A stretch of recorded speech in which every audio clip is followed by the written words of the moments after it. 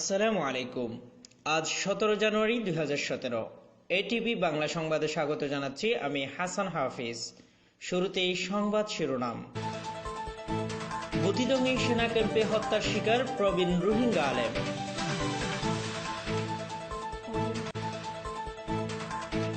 টংবাজারে সেনাবাহিনী নির্যাতনে অতিষ্ঠ নিরীহ রোহিঙ্গারা।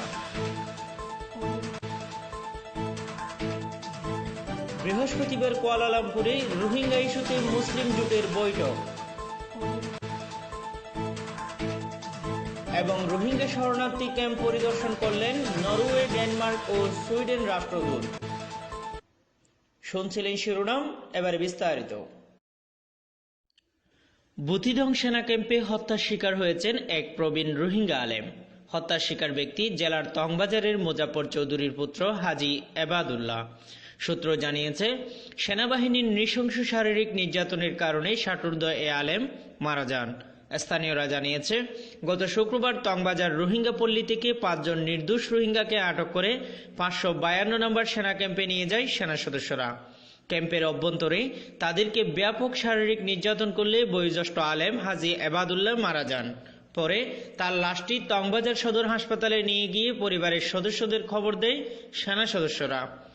অসুস্থতার কারণে মারা গেছে হাজী এবাদুল্লাহ এমন বানোয়াট ছাড়পত্র তৈরি করে তাতে স্বজনদের জোরপূর্বক স্বাক্ষর নিয়ে লাশটি হস্তান্তর করে সেনা কর্তৃপক্ষ। নিহতের স্ত্রী জানিয়েছে, তার স্বামীর শরীরের বিভিন্ন স্থানে নির্যাতনের ক্ষতচিহ্ন রয়েছে। এদিকে বাকি 4 জন এখনও সেনা ক্যাম্পে বন্দী আছে। বুতিদং জেলার টংবাজারে সেনাবাহিনীর নির্যাতনে অতিষ্ঠ হয়ে উঠেছে রোহিঙ্গাদের জনজীবন। রোহিঙ্গাদের বিনা দোষে আটক, বন্দিখানায় নৃশংস নির্যাতন, অনৈতিক চাঁদাবাজি, জীবিকায়নের পথ রুদ্ধকরণ সহ নানাবিধ শারীরিক ও অর্থনৈতিক নির্যাতন করছে সেনাবাহিনীর সদস্যরা।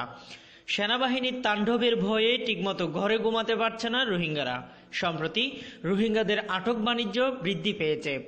বুতিদংয়ের রোহিঙ্গারা এমন সময়েও সেনাদের হাতে নির্যাতনের শিকার হচ্ছেন যখন জাতিসংঘ দূত মিস ইয়াং হিলির রোহিঙ্গাদের উপর সেনা বর্বরতা পর্যবেক্ষণে পার্শ্ববর্তী জেলা মংডুতে অবস্থান করছেন।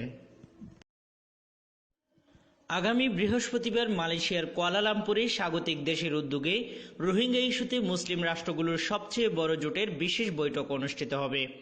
রোহিঙ্গা সমস্যার স্থায়ী সমাধানকল্পে একটি বিশেষ পরিকল্পনা ও তা বাস্তবায়নের সবিশেষ আলোচনা হবে ওআইসি সদস্য দেশসমূহের এই বৈঠকে। ইতিমধ্যে বেশ কয়েকটি দেশের প্রতিনিধি দল কুয়ালালামপুরের পথে রয়েছেন। রোহিঙ্গা সমস্যার সমাধানে বাংলাদেশ সহ মুসলিম রাষ্ট্রগুলোর অবস্থান ইতিবাচক এবং আন্তরিকতাপূর্ণ এমন বার্তা নিয়ে ওআইসির পররাষ্ট্রমন্ত্রী ও তাদের প্রতিনিধিগণ বৈঠকে যাচ্ছেন। এদিকে জাতিসংঘ দূত ইয়াং হিলির আরাকান সফরও শেষ প্রান্তে। জাতিসংঘ এবং ওআইসির বলিষ্ঠ ভূমিকায় রোহিঙ্গা ইস্যুর সুষ্ঠু সুরাহা বয়ে আনতে পারে বলে জানান রাজনৈতিক বিশ্লেষকরা। বার্মার আরাকান রাজ্য থেকে প্রাণভয়ে পালিয়ে যাওয়া রোহিঙ্গাদের আশ্রয়স্থল বাংলাদেশের উখিয়া কুতুপালং রোহিঙ্গা ক্যাম্পে ঘুরে দেখলেন 3 দেশের রাষ্ট্রদূত। মঙ্গলবার সকাল 10:30টার দিকে নরওয়ের রাষ্ট্রদূত মেরিট লুন্ডেমু, ডেনমার্কের রাষ্ট্রদূত হেনে ফুগল স্কেয়ার ও সুইডেনের রাষ্ট্রদূত জোহান প্রিসেল কুতুপালং ক্যাম্প ইনচার্জের কার্যালয়ে এনজিও প্রতিনিধি ও সরকারি কর্মকর্তাদের সঙ্গে মতবিনিময় করে রোহিঙ্গাদের সার্বিক পরিস্থিতি ও পরিবেশ সম্পর্কে অবগত হন। এ সময় ক্যাম্প ইনচার্জ মোহাম্মদ শামসুদ্দুজা নিবন্ধিত ও অনিবন্ধিত রোহিঙ্গাদের ব্যাপারে সংক্ষিপ্ত বিবরণ দেন। পরে 3 দেশের রাষ্ট্রদূত কুতুপালং বনভূমির পাহাড়ে ঝুপড়ি বেঁধে আশ্রয় নেওয়া রোহিঙ্গা বস্তি ঘুরে দেখেন। এ সময় তারা রোহিঙ্গাদের সংকট, সমস্যা ও জীবন জীবিকা সম্পর্কে রোহিঙ্গাদের সঙ্গে সরাসরি কথা বলেন।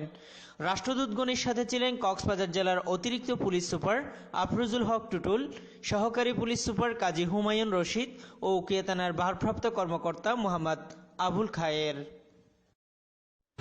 দর্শক, দেখছিলেন এটিভি বাংলা সংবাদ। সাথে থাকার জন্য ধন্যবাদ। যোগ দিন আমাদের সঙ্গে ফেসবুকে। লগ ইন করুন www.facebook.com/atv বাংলা অনলাইন।